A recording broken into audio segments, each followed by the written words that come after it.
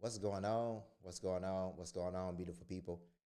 Daniel True Love here, excited to have a conversation that I think is past due because there's obviously been a lot that's been going on the past year, just personally, actually the past 2 years, personally, both in business as well.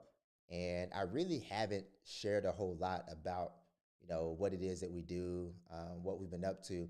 And I'm excited to have this conversation with you all tonight to kind of like clear up some things. So, with that being said, we're going to dive in.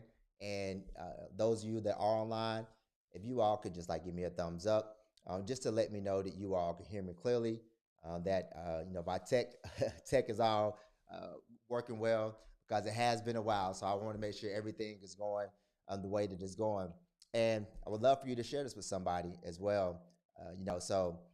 Without further ado, we are going to jump into the conversation about why I even decided to do this live. And it started with a conversation that I was having with an administrator, and we're sitting down there talking, and he made this comment. He said that I was a motivational speaker, and he loved my motivational speaking was the context of what he said, and my response to that was probably not the response that he was expecting to receive, and it was, I really don't like the terminology motivational speaker. Not only do I not like the terminology motivational speaker, it's technically not what I do. Now, are individuals motivated at times when I speak? Sure. That's a byproduct of what I do. Is it, encouraging, all those different types of things? Absolutely. But it's not the lane that I operate in. And I think too many times that people can do things and it can get labeled in a certain type of way. And I'm like, you know what? Let me just share so that no one has any misconceptions about what it is that I do. And so that's why I'm here to talk about that, because in that conversation, when I shared with him the essence of the work that I did, he said, man, I had absolutely no idea that that's what you do. As a matter of fact, he was like, man, I thought you went up there just to go and motivate people. And because of that conversation, he was like, man, there's some work that we need in the space that you operate in. And I was like, man, how many people out there really do not know that I'm not just a speaker that's going up there just to motivate, or that's the, my main motive when I share my messages. And, here we are. And so I'll start with this by answering the question, what it is that I do. And I share it in this type of way because all of us have some work environment that we go to. And some of us may love like the environment that we work in more than others. And so the essence of my work is centered around the environment that you go to, how you feel when you show up. If you're thinking about your job and then you're thinking about the people that you work with, are you excited to go there? Are you happy about that environment that you're working in? And for some people, the answer to that question is yes. Man, I love going to work. I love the people that I work with, and I feel like where I am is the best place for me to be successful in what I do. Now, you have people that are on the other side, which is I hate going to where I work. I hate the people that I work with, and I do not feel like it's a place to where I can be successful. As a matter of fact, I've been putting in applications. I've been reaching out to other people to find out, are they hiring over there? I need to be in an environment that is set up for me to succeed. In essence, that's the work that I do. And the title of that work is called Organizational Climate and Culture, which means that the environment that you are working in, is that environment set up for you to succeed? Are the individuals that are there, how do they think about it? What are the structures? What are the established norms that are in place when people show up? What does it feel like? All of that is all about the environment that you're in. And the essence of the work that I do is focused on really three areas or three problems that I focus on the most, which is communication, how we speak to each other, collaboration, our teamwork, how do we work together, and this essence of this process of like, think about this: communication. Everybody knows what that. We all speak to people. Collaboration. We all know about that. But when you think about like being committed to the work that you're doing. When you think about seeing yourself as a part of the long-term vision when it comes to accomplishing the goals and objectives that you have, are you really committed to that, and are the individuals around you committed to that work? I call it the 3 C's because it's communication, collaboration, and it's called commitment. And so these are the things that I go and I work with them on, because have you ever, this is just a question, have you ever had somebody like share a message or somebody say something to you and they just rubbed you the wrong way when they share that message? Right? Have you ever had a leader within your organization, and like because of the way in which they said something, the cause they misunderstood, how to communicate with you most effectively, or the way that to speak to you in a way that gets you excited, to gets you motivated and bought into what you're doing, like, and then you're like, oh man, like that right there impacted the way you felt, not only about that individual, but the way in which you felt about the work that you were doing. That is the work that I do. And I think one of the most important aspects of the work is that I was a byproduct of the work before I ever even thought about taking it to an organization, right? And so me and my wife, um, as you all may know, anybody that is married or anybody that's in any type of relationship, you probably know that there may be some times to where you may not be on the same page. Anybody with me on that? I just want to hear it. Like maybe you all in your marriage or in your relationships, maybe the communication is always on point. Maybe you all, see each other from the same perspective all the time. But if anybody out there has ever, let's say clashed or ever had some disagreements, just let me know I'm not the only one that's been in that situation, right? Exactly, right? We've all been in that space sometime. Okay, now let's go here. Have you apologized for something and at some point you found yourself apologizing again because whatever that thing that you did that frustrated them, or the thing they did that frustrated you, you ever see that they like kind of have like some tendencies as it relates to how they communicate, how they deal with problems and things like that? What I realized is that me and my wife were wired differently. And there's a tool that we utilize to help people understand the way in which they're wired, and it's called the DISC, which is basically like a behavioral assessment, understanding like how people navigate in these 4 major areas, which is how you deal with problems, how you deal with people, what is your preference for like how you move and operate in your environment, which is called PACE, and then it's all about how you deal with established procedures. And we all have certain ways in which we deal with these different types of things. And so I found out that me and my wife are completely different. And when I was going through this process, I was like, I so understand you now in a way to where I didn't understand you before. And now I see that there were many things that I was doing that was driving her crazy. Okay? I know now she never admits this, and I appreciate and love her for it. But I know for a fact that there were some things that I tend to do based on the way that she's wired that it just is not the same. Like, for example, I'm somebody that does something, I'm very outgoing. If everybody knows this, right? A life of the party type of guy. But if you notice my wife, she's like very quiet, right? So when I wake up, I'm like, hop about the bed. Like, I'm ready to go, right? Like, I wake up, I'm already on 100 miles an hour. Like, I don't need like this ramp up period for me to get started or get excited about something. My wife, she's a little bit different. Okay, my wife, she's wakes up, stretches out a little bit, may lay back down. Then maybe 10 minutes, 15 minutes later, she could still be laying down. She may decide to get up. And these things at the very beginning, I will be honest, it frustrated me. It was frustrating me because I was like, why does she do things that way? Because the reality is, I think my way is the best way. Not only do I think my way is the best way, I think my way is the right way. If anybody agrees, if you have a spouse, if you have, in a relationship and you all do things a little bit different, let me know whether or not you all are understanding where I'm coming from, where there are some things that they do that frustrate you, right? Don't let me be the only one in here just talking about, my flaws personally and nobody resonate with the things that I'm sharing. Does anybody understand where I'm coming from anybody resonate with what I'm sharing right now, right? And so because of that way in which I am naturally wired, and the fact that my wife tends to do things differently, like there will be clashes or there will be misunderstandings at time based on just the way in which we operate. And before I knew this, I was like, man, like it was so frustrating that, for example, when I approach problems, I approach them head on. Right? There's no stop. There's no caution sign. Right? There's no stop sign. There is no, hey, think about this. Like I see problems, I'll run right into them. My wife is very calculated, like very, very calculated, very deliberate in the way in which she does things.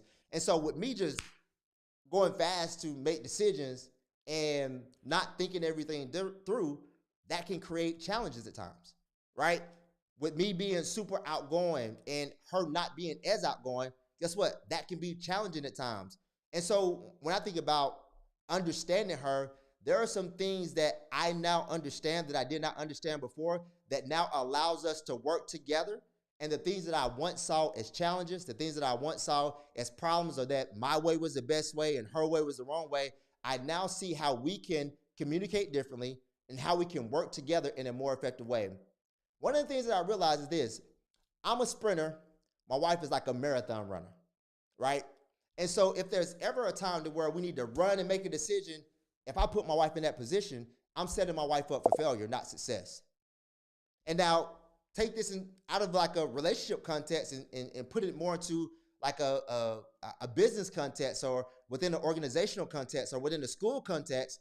Guess what? If you have a certain way in which you're wired, but the environment that you're in has you doing things outside of the way that you naturally do them, or outside of the way in which you do them best, then the reality is that there are going to be challenges, a lot of challenges in that environment.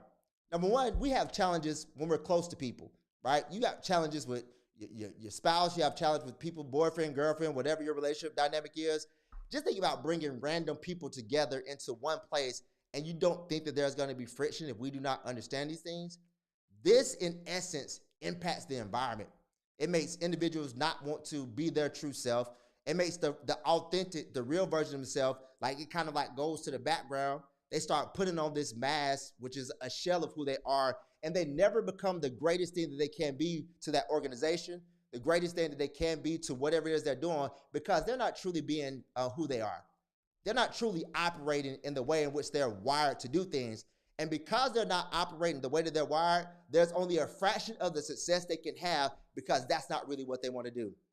I recently came from Chicago. I was speaking at this conference, and this lady asked me, she was like, Daniel, so what if you have a way in which you speak, like your work voice, your work conversations, but then when you're not at work, you speak a completely different way? And I sat there and I thought about that for a moment, and I was like, the work version, the work style of communication that you have is not your real communication style.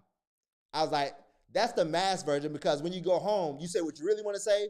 And when your boss was over there, when your colleague was over there, you really didn't say what you were thinking. You said what you felt like allowed you to keep your job, right? You felt like what you thought you should say in that moment, to where, everything will be cool, copacetic, but it really wasn't what you wanted to say. And so many times, like, we can't be our true self because the individuals around us, we don't know how they would feel about it if they knew this, or if I really like just let my hair down and just express how I really am. And because you can't be who you truly are, guess what? You can't truly be successful. You can be successful, but when you think about the individuals that reach the highest levels of success, they have two things. They have awareness of who I am, awareness of how I'm wired, awareness of what I do best, the things that I do not do best. And the second part of that is they're authentic. They are who they are. The people that you love the most, I promise you, the people that you love the most, they're authentic. They're real. And that realness to them allows for them to exude something that people that are not operating in that authenticity, they can't do it. And bringing it back to a relational aspect, our relationships cannot thrive at the level in which they should if we're not truly being who we are. There are some things that you want to say. There's some things that you want to do, but then you take your partner into consideration. You're like, yeah, I'm not going to say that right now. right? Because if I was to say that, I know that she or he may respond this type of way, and you know what? I want to keep the peace. You know, so I want to keep things cordial, and I understand that there's a time and a place, you know, for all things. But the reality is that you all need to understand each other better in order for when you are being truly who you are, like it doesn't rub them the wrong way. Like they understand the place that you're coming from. I put it like this: like I didn't understand that my wife was giving me a compliment when I thought she was actually tearing my ideas down. And so one of the aspects of what I do or how I'm wired, like being someone that's very outgoing, it also comes with this aspect of being, let's say, a visionary in a type of way to where you can come up with ideas, creative, and all these types of things. And I would come, you know, because I'm like, I want to do something different, do something new. And I would bring these ideas to my wife. And because she's wired differently, she would come with a lot of questions. And initially, I internalized that as that she's questioning me. Like she's questioning my ideas. She must didn't think that this idea was an amazing idea. She must not like the way in which I'm sharing this. And the reality is that none of that is true. Like everything that I just shared with you was so far from the truth because in essence what my wife was doing is she was sharing a compliment. The way that my wife is wired is she's conflict averse, which means that she likes things to be stable. She likes things to operate in the same way. If she wakes up and she knows exactly what she's going to do, she knows that everything is okay, like she would prefer to do that so she could take it easy every single day of the week, right? Me, I'm a little bit different. Like I like different things. I like things to change within my environment. I like working in different places. Like I don't like to do the same thing over and over again. And when I shared that with my wife, one of the things that in essence she was saying is that I've seen you do this well over and over and over again. Why would you change it? So I shared a new idea with her. She questioned me. My original thought was that she's questioning my ideas. The reality is that she's sharing with me that, man, I think that you're doing great at this. Continue doing what you're doing. Before we had this knowledge, I will I would be frustrated. It would cause conflict. But now, when she communicates to me, I hear underneath the words, right? I don't just hear what she's saying. I hear like the essence of how she's wired and what she's doing, and I bring that into consideration. I say all those things to say this is because so many people have environments that they're in, have people that they work with. And honestly, when I think about this, like I don't believe that you should have to go somewhere else doing the work that you do in order for you to be successful at it. Like I feel like you can work in a place that you love. I feel like the people that are around you currently, they can be individuals that get you, people that you like, people that you don't just put up with, but people that like that you all can work well together. And I believe that everybody, without even changing a job, they have the opportunity to excel. Those are the things that I believe with everything. And so, in order for those things to be true, something has to change. Something has to be different. When I think about this, there are so many people that end up like leaving the work that they're doing because there were so many people there that were not understanding of them, that were, let's say, they were maybe against them, or maybe they were contributing to the environment just being like very toxic or it being very negative. And too many people work too hard to get degrees, to learn everything they need to learn in order for them to be in an environment to where people don't understand that how can I make sure that the people that are around me, that they are set up to succeed? Like, what can I do? Like, how can I like spend all this time bringing people into the organization, but not spend as much time to make sure that those individuals within that organization have the opportunity to succeed? And so because of that, I utilize these tools and these assessments to do this type of work. And it's absolutely amazing because I don't know how many times that we've done this training. And man, like individuals in there is like, hey, like, can you like come home and like say everything that you said today? Can you say it to my husband? Can you, say come home and talk to my wife about this, that, and the third? And so it really transcends like just being, work that impacts like how you operate in your work environment, but it literally impacts like the harmony or the peace or the easiness that you have in everything that you do. And so when it comes to the motivational speaking aspect of things, I'm more so like training and development. I'm more so like consultant, more so than I am like a speaker. So technically, I have to speak in order to do the work that I do. But the reality is that motivational speaking is only a tiny fraction, or speaking in a way is only a tiny fraction of what I do, because there are so many tools that we utilize that are really diagnosing, okay, what's going on? Like I can literally give you assessment, and let's say there's somebody that you have conflict with at work, somebody that you are always at odds with each other. And within a few minutes, I could share with you why you're at odds with each other, why it is that you're not engaged, why you no longer like are excited about doing the work that you once applied for, that you once were excited about. At some point in time, like, you lost that fire. You did not lose your fire because you didn't love it, because if you did not love it, you wouldn't have started doing it, right? You had some reason for being in that, but at some point, let's say the requirements or the day-to-days of the work that you're doing, it's like that's not really what you're doing. As a matter of fact, you're doing a lot of things that you're not engaged with, and that's why your work is not engaging anymore. Like, if we can get more individuals engaged in things that are engaging to them, then staff engagement goes through the roof. The reality is that that's not how a lot of our situations are wired, and most people aren't taking those things into consideration. So therefore, they deal with lower morale. They deal with individuals that are given a little bit less effort, and they're not getting the results that they could be getting in the work that they're doing.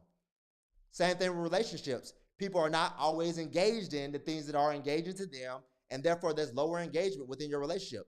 And therefore your relationship is getting less than what it could be getting out of it, because what? There are things that matter to you, there are things that matter to them, and because those things are not at the forefront of that relationship or not at the forefront of your work, then guess what? The environment is bad. That's why people break up. That's why people get divorces. That's why people leave jobs. That's why retention is low. I could go more in depth with this, but this is not, it's a conversation that I wanted to have that like got super, I guess, into the weeds of everything. It was more so to address that very thing that I've been sharing, is that like the very essence of the work that I do involves like you loving the work that you do and being afforded the opportunity to do it in a way that only you can. Like, when you are doing things like truly the way you're wired to do them, like with that magic, everything that makes you like uniquely who you are, when you're being truly authentic to the person that you are, nobody, and I mean nobody, can do whatever it is that you do in the way in which you do it. But when we're not able to do things in that type of way, then the reality is that you can only accomplish a fraction of what you could accomplish when you're just being you. Because you really don't have to think about that. That's literally the most natural element, the way in which you come back with your replies, the way in which your personality, all those type of things. Like, you're uniquely designed to be amazing, to be perfect. But when we're around people that are not comfortable, right, with that individual we are, and then we start holding back a little bit, that's the very moment to where you start losing your impact, right? You start losing your luster. You start losing the vibrance and the thing that uniquely kind of like qualifies you and uniquely positions you for ultimate success. And so I love the work that I do, because like there are so many ahas that go off. And we were recently working with a district, and I was having a conversation with the superintendent, and she was like, we haven't had like this much excitement or buzz within our district in I don't know how long, right? Like, and she was like, I see people that are smiling. I see people, I'm talking about like teachers, like paraprofessionals, teachers' aides, like individuals that like have a level of confidence that we have not seen before. And it was a byproduct of the work that we're doing with them. And so with that being said, that is kind of what I wanted to share with you. And I'm so grateful that the administrator that I was meeting with, he shared that with me because I realized that this is not something that I talk about, but for the last couple of years, this is the work that we've been doing, and it's been making a true difference in the lives of a lot of people. And so, somebody asked the question, "What if you can be real at work but not?" Oh my goodness! What if you can be real at work but not at home? All right, let's go here. Um, if you can be real at work but you cannot be real at home, then that means that are some dynamics that need to change in regards to your relationship. The fact that there's a more transparent version of you that is accepted at work, but that version is not accepted at home. Uh, there are a lot of questions that I would probably ask, in regards to that statement. But I would say at the very core of it that like I put it like this: the if we're naturally if we are now just I just give me and my wife as an example. If you have two people that are wired differently, then it's a safety mechanism for them to push back on you doing things the way in which you do them. And so, for example, me and my wife, like the way I am, I'm going to naturally be around people that are extroverted, right? And so if you put me around, I had a meeting earlier today, and the guy that I met with earlier today, man, it was supposed to be a 30-minute meeting. We were there for like an hour and a half. He was extroverted like me. I'm talking about we were going back and forth. Then I look up, almost 2 hours in. I'm like, man, I gotta leave here. I got something else that I have to go do, because we're wired the same. And so there are a lot of things that that naturally comes to him that I would feed off in the same thing. But if we're different, then you being who you are is not natural for me. So what I try to do is put you in a box that makes me feel good. Put you in a box that works for me. And a lot of marriages are put in boxes for the reason of like, I have to take you into consideration. Like one of the things that I said at the very beginning of the work that I do is that it takes an ultimate amount of selflessness for anything that I'm sharing with you today for it to work. And if you decide that you're going to be selfish, then you can just leave the training. Like there is no reason for you to sit through this in order for you to like take nothing that I've said and put it into practice, right? And so because of that, it takes selflessness is one aspect of it, but it also takes someone being committed to learning what works for you. Like in a marriage, it takes two individuals that are saying that it's my goal and it's my priority to make sure that I create an environment for you that is best for you. And in the same way, for the other person, they're creating an environment that is actually best for the other person. And so it means that I'm not always taking myself into consideration. I take myself and the other person into consideration. One of the biggest challenges with that is that we grew up with this thing called the golden rule. And the golden rule says that treat people the way you want to be treated. Well, what if I don't want to be treated the way you want to be treated? Right? So I now have to accept the way you want to be treated. The way you want to be treated does not work for me. One of the rules that we take and we implement it in the work that we do is called the platinum rule, which is treat others the way they want to be treated. So that means that as a spouse or even as somebody that works together, I have to lean in and ask myself, well, how do you want to be treated? And then after I learn how you want to be treated, I make it my priority to do those things. And so if I'm in a relationship or if I'm in a work environment to where I now know that there's a platinum rule and that it's not all about me, that I have to learn what works for you and then make adjustments, right, to what works for you, then it creates that balance, because everything is not going to always be ideal, but if it's not always one person that is like making all the adjustments, it's always one person like kind of like making these adjustments and like saying, okay, I'm going to do this or I'll do this differently. Like at some point, somebody's going to get tired of that, right? And that is where blow-ups happen. That's where people get like the biggest amount of frustration. There's a lot that I can go into as it relates to that. If y'all have questions, feel free to drop them in the chat. But I think that's a great one. What if you can be real at home, real at work, but not real at home? Then there's some work that needs to be done at home so that she's okay and he's okay with the real version of you. Like to marry someone means that they're obviously the person that you marry. They're gonna be different phases they go through with different life experiences. Like you know, you get married. You know, you got that honeymoon phase. You have the pre-kid phase, and then we can become different people as we have different things that are inserted as far as life events into our lives.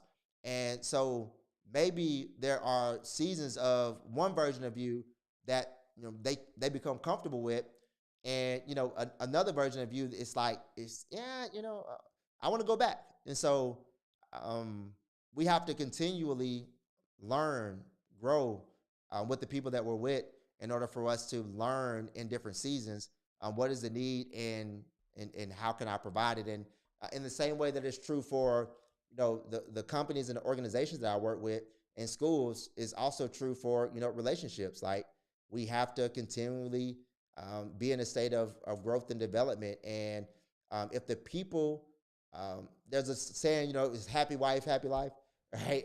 And that's so far from the truth, right? Both people need to be happy, but like in a work context, like happy people at work make things go much better. Just think if you were in an environment to where everybody was happy. Think if you were in a relationship, to where everybody was happy. Like those types of things matter, and they make a difference on how people feel when they walk in. And in essence, that's what I do. I want people to know how to communicate better with the people that are around them. How can we get on the same page? Talk about like teamwork and collaboration. How can you and I see each other for who we are, and take the very essence of who we are, and understand that there are some superpowers, there are some strengths that you have that I don't. And how can we utilize that collectively to our advantage?